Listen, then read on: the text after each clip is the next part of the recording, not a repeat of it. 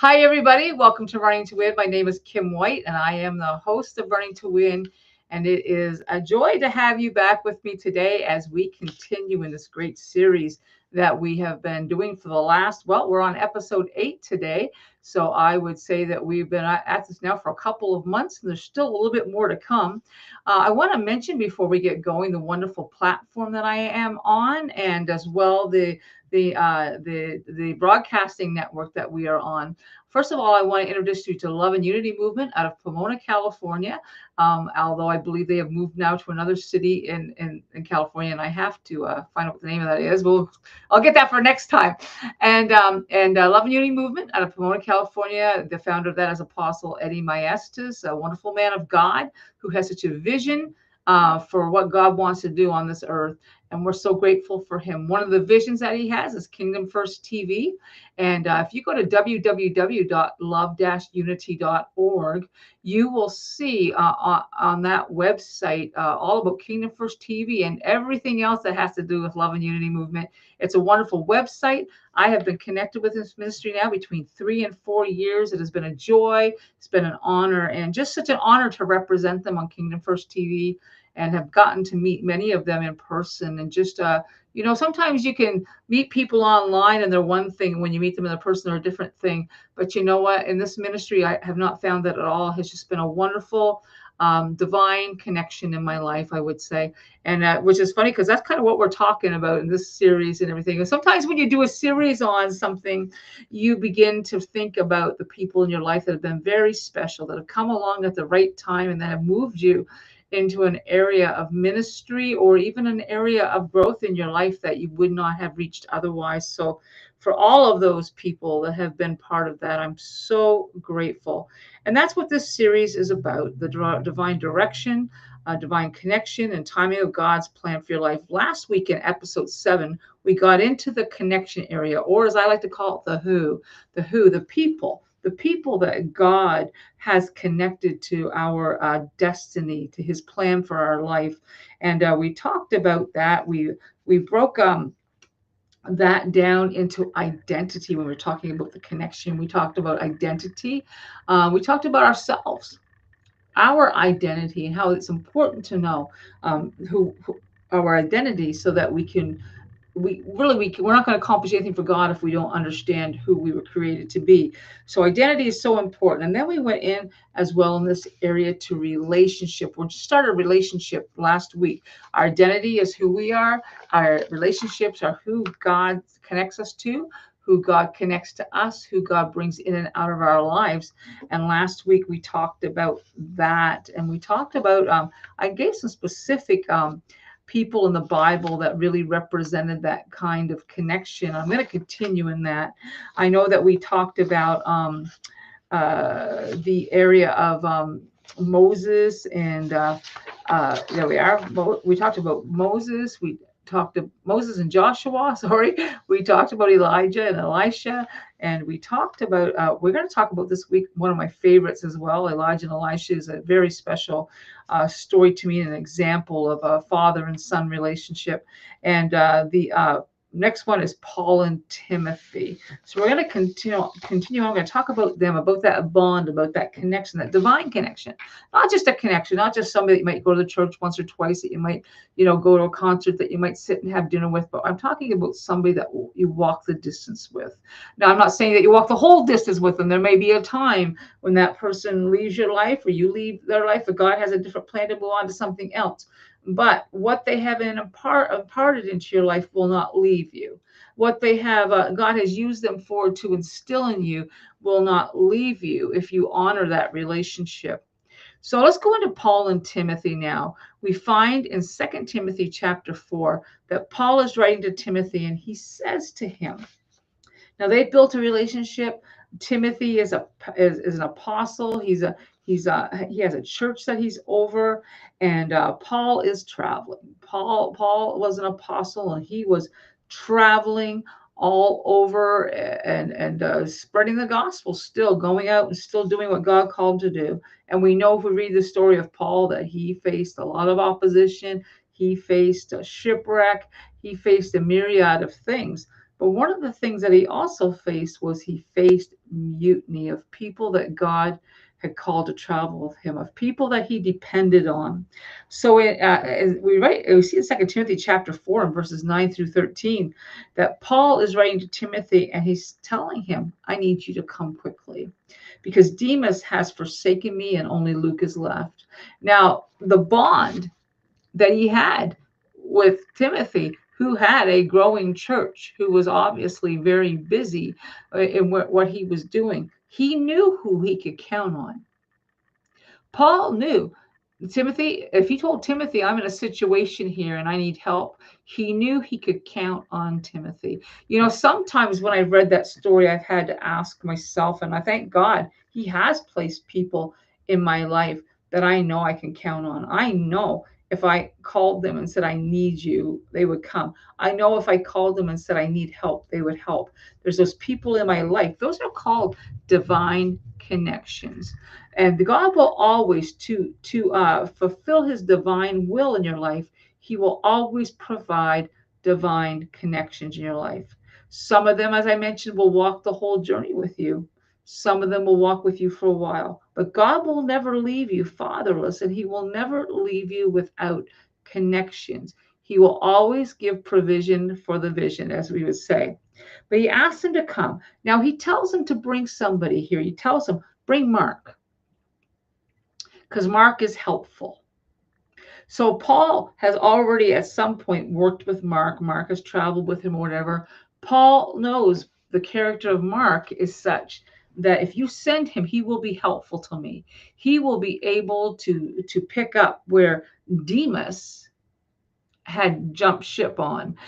So Demas obviously traveled with Paul. He saw miracles, he endured or whatever, but there was something that caught his eye and took him away, and it caught Paul by surprise too, because Paul now finds himself in a situation where he needs help, but he's calling the person a divine contact, his spiritual son Timothy, because he knows if I get a hold of Timothy, he'll help me. Who are the people in your life that you have a divine connection with, and you know that if you need them, they will be there? Who will drop everything to come and help you? Who will send what you need? Who is invested in your life? That is the most important thing that we need to know in ministry. As I said, it's part of this 3-part series, the who. Not the who God has us connected with.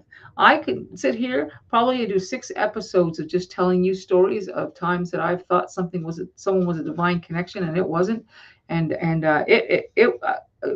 connecting with the wrong people will put you backward. It will not take you forward. It'll put you backward. So anyway, let's get back here to Mark. So he says, send Mark, or I can get off topic. We know that, right? Send Mark because Mark's helpful. Send somebody reliable. Send somebody that's in the hardest moments will not give up. He understood the importance of reliability. He needed those that would stay tough in the fight. Who are the people in your life that will stay tough in the fight? Who are the people in your life that will step in front of you and guard you and protect you? Who, not only that, but when you're looking at legacy, because some of us are older, we're looking at legacy. When you're older, you're wanting to I think we start much younger anyway, but we should in our hearts want to bring people into their calling and stuff. But we also want to make sure that what we've built, that what we've the vision God has given us doesn't die with us. It doesn't end with us. We want to create a legacy that picks up that torch when it comes a time in our life to lay it down. I'm not saying anybody's kicking off here or dying in the next couple of weeks, whatever, but I'm just saying, we as leaders, as people in ministry, we begin to look for people who can step in when we have to step out. An example of that is I'm a worship pastor. And for a long time here, probably 2 or 3 years, I was the only person to do worship. Now, I had friends that would come, much like Paul was calling to send somebody. I had friends at that time that were powerful worship leaders, and they would come and they would spell me, and they would come and they would help me, and they gathered around me and they supported me during this time of transition in our church. And they stood by me until I got my feet under me. But one of the things I had to ask God to do was I said, would you send somebody? Would you send another worshiper? Now that's kind of funny because really people will tell you that worship leaders often don't really want to share the stage with people. Worship leaders can be fairly territorial. As a matter of fact, I'm going to be straight with you. Worship departments are one of the hardest departments to build a multifaceted department because there's just something sometimes not every place. So don't start writing me letters or saying, yeah, that's not true. Not every place, but excuse me, but as somebody who has been in ministry of worship for 40 years, I can tell you, I have seen many times when people were just sidetracked or were very insecure about having somebody else come on. But and I was like that myself at one point. But I've seen the value of having other people that can pick it up and run with it. Other people, and you know something, sometimes God has other things for us to step into. He has other things for us to do. He has other doors that he wants to open. But if we're not connecting, if we're not partnering, if we're not being divinely connected to people that can do what we do, and if we're insecure and we don't want to bring people on board, then what happens is a time comes when there's opportunities to move to something else, to include something else, to move to a higher level. But we've lost that opportunity because we did not have the divine connections. We did not open the door to other people to be able to step in and work with us. And so Paul is at a situation here where, of course, he's been deserted, though, by some of his team, because it was probably hard trucking there with Paul and them and the things that they went through. But he needed reliable people. Ministries need reliable people today. People that are called to carry the gospel, that are called to facilitate a movement, need counsel. They need a body of people that are with them, that are their ride or die partners. I'm going with you all the way. I'm not quitting. And, you know, a lot of times we look for the talent, we look for the ability, but we're missing the character. So in the divine destiny of the who in your life, make sure the people that you choose, that you connect with, are not just people that have abilities, but they have character. Because abilities won't cut it when times get rough. Abilities won't cut it when there's difficulties. But character will. Character stays. Character stands. Character protects. Character is willing to go through some hardship to support the vision. Character is willing to lose relationships with others to support the vision where they're called to. And that's what is one of the missing things today that we really need. We need people of character. We need people who are saying, I'm standing. I'm standing. I believe in this. I believe I'm called to this. I believe I'm called to support this person, and I'm staying. No matter what, I'm staying. I will not be moved unless God moves me. And that's what we have to do. Because when we do that, we are part of a legacy. There are a lot of movements, and there are a lot of ministries, and there are a lot of great, great things that die when the overseer or the visionary of that passes, because it never got handed down. There was never a legacy that was passed down to the next generation or to the next person. There was never a person coming up that could take that torch and run with it. Really, I remember the very first series that I ever did in this broadcast. It was talked about running the race, and we talked about a relay race and how that we may be going a portion of the journey, but we better make sure that we have a team so we can pass that baton on to that next person and they take it on home. And that's what God is asking us to do. He's asking us to be connected to the who's, to the divine connections in our life that are going to walk with us, are going to sometimes carry us, are sometimes going to take what we have done and go further with it.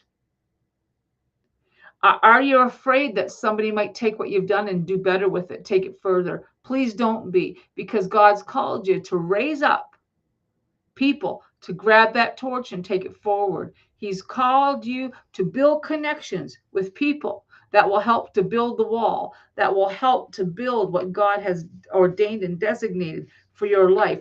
We are not a solo act. We are called to be connected, to be divinely connected with God connections, to be able to go on. Character, the character of Timothy, the character of Elisha, the character of a Jonathan, the character of a Joshua. Character. Character will build what God is doing in your life, and it will put you in the company of people who have been called to take you to where you're supposed to go.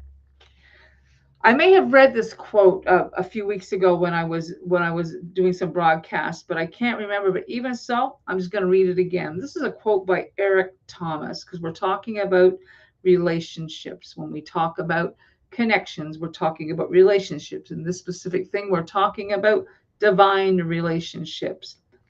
Eric Thomas said this. He said, "Your relationships will either make you or break you." He said there's no such thing as a neutral relationship. That is why it's so important. I'm just going to add this in here, that we know that the connections that we have are God connections. He said people will either inspire you to greatness or they will pull you down into the gutter. It's that simple. Who do you have around you that inspires you? Are you connected to somebody who, even when you get excited about something, they're just kind of, well, I don't know? Do you have somebody that constantly feels the need in your life to make sure that you stay humble? So while God is wanting to pull greatness out of you, they're just kind of pointing out all the things that might not be so great. You have to have a circle of people in your life, that of connections, that are going to speak life into you when death is all around, that are going to see and tell you, not to puff you up, not to make you big in your own sight, but to simply say, in the moments that you don't see greatness inside of you, I'm going to tell you there's greatness inside of you. Many have failed in their callings, in their walk with God, but nobody fails alone. That's what Eric Thomas says. Nobody fails alone. We fail according to our connections. We fail according to who we link with. I'm just going to be brutal here, maybe be a little, well, I'm not brutal, but blunt. A lot of times we see this big name in lights. I know people today that actually refer to people they've never met as their spiritual fathers and mothers and stuff like that. That person doesn't even know they exist. But they have put that person as a leader. They are ordained. They are whatever, under a ministry, and they've never met the leader. They've never gotten to know that person. They've never sat at a table with that person. They've never had a conversation with that person. It's simply a monthly fee that they send that gives them the right to say they're connected to that ministry. And who's going to come? Who's going to come when you're failing? Who's going to care that you're falling? Who's going to care that you're having a hard time, that you're having difficulties? You better have somebody, a relationship in your life, a God ordained connection that is going to say, I'll be there.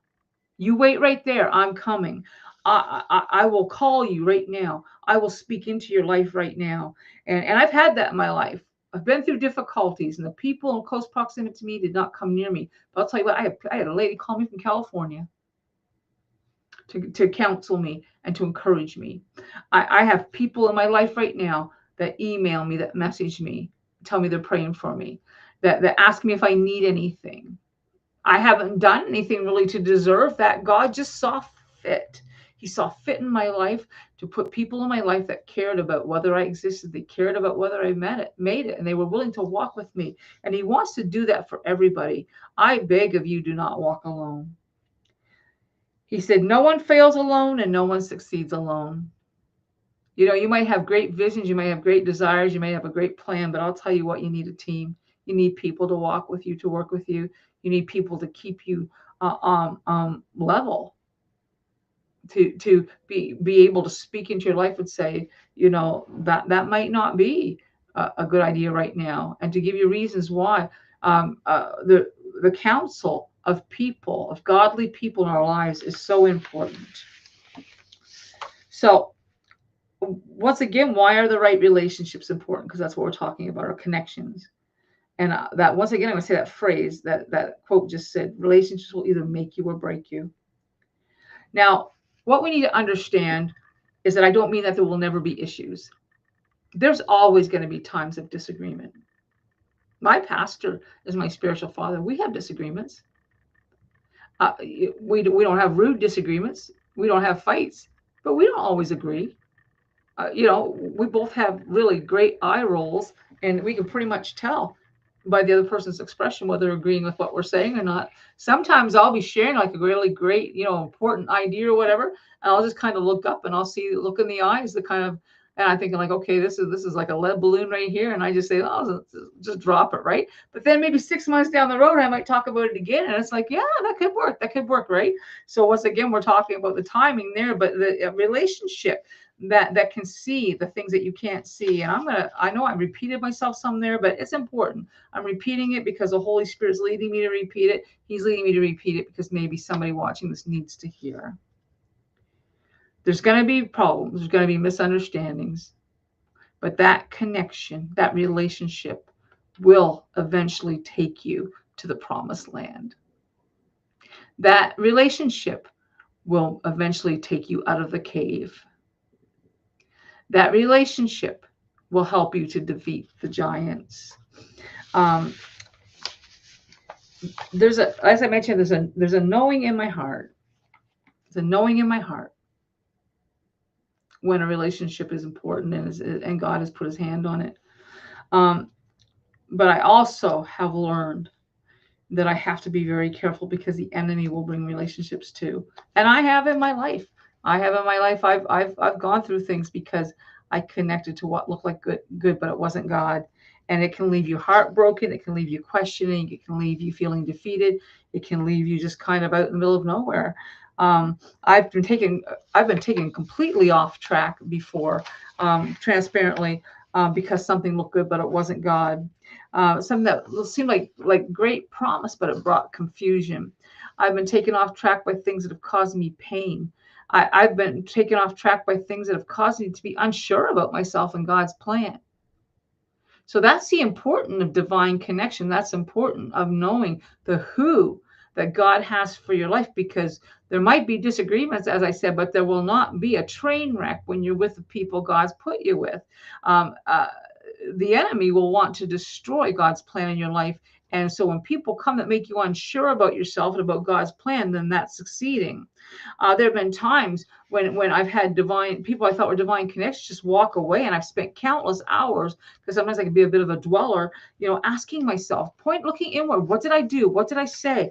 Going back over conversations, trying to think, where did I go wrong? What did I, this has to be my fault. So going back and then earnestly searching my heart. I've asked myself, maybe I wasn't friendly enough. Maybe I wasn't attentive enough.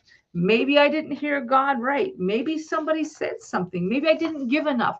These are all things when relationships fall apart. And I'm telling you, sometimes it's just simply because they weren't ordained for you. It wasn't a relationship that was ordained for you. Or they dropped the ball, not you. When you've done everything you can do to make a relationship work, and you follow God's plan, and you feel like this is a divine connection in your life, and it falls apart, it's not always because you did something. And sometimes you just have to release it. You have to let it go, and you have to give it to God. I found myself, I have to just focus on the calling and what God has me doing, and give everything else to God. Sometimes on a nightly basis, when I go to bed, I'll just say, God, I give to you everything. Everything that didn't work out today, I give it to you.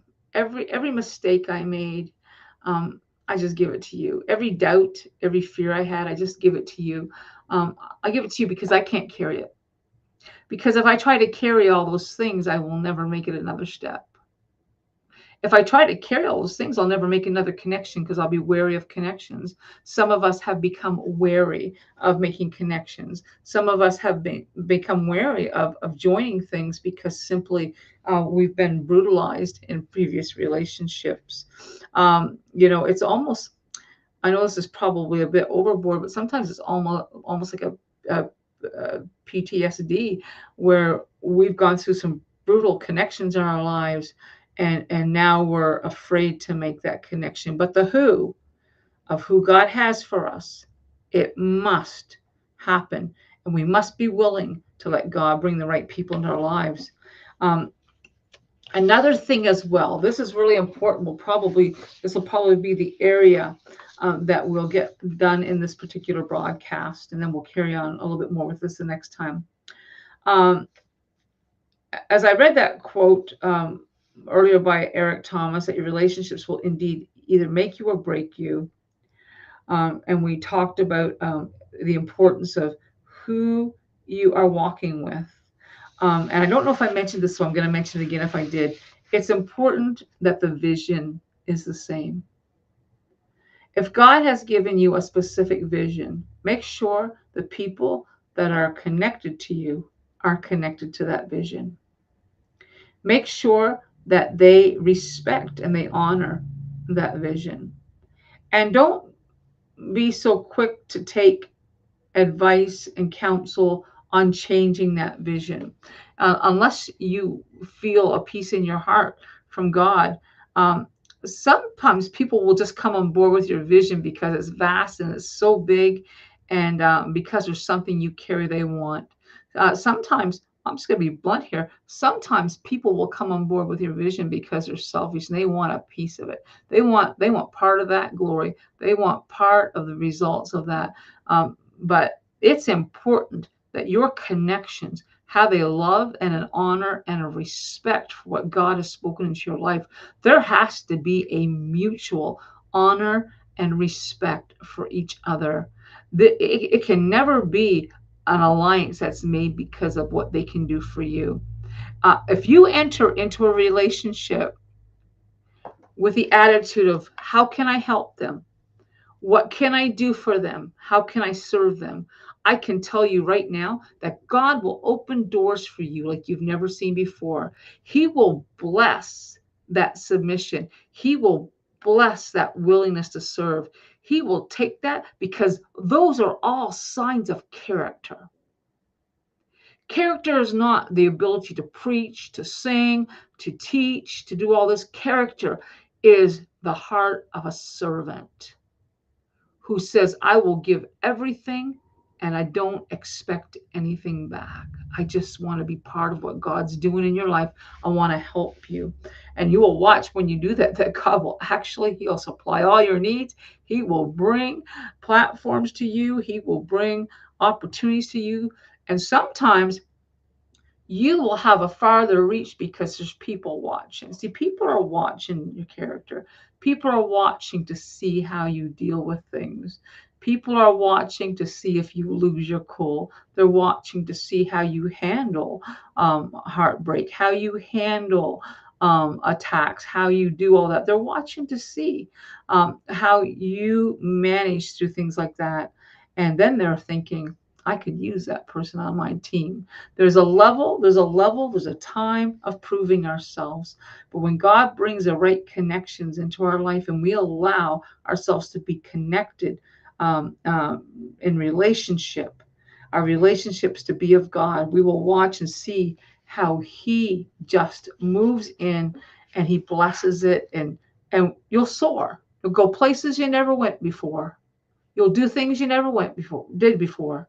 You will see how God will take those divine relationships and He will begin to shower great things upon you in your life, opportunities, etc. Because God wants to use you. He cares where you're going. He cares who you're connected with, and He cares about the assignment that He has for you.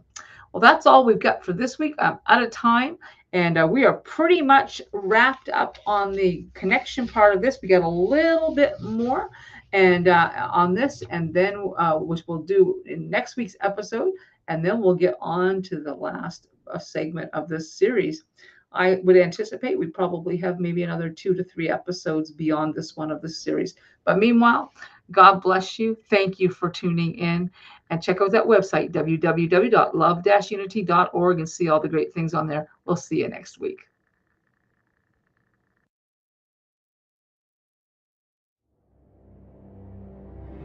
Thank you for watching.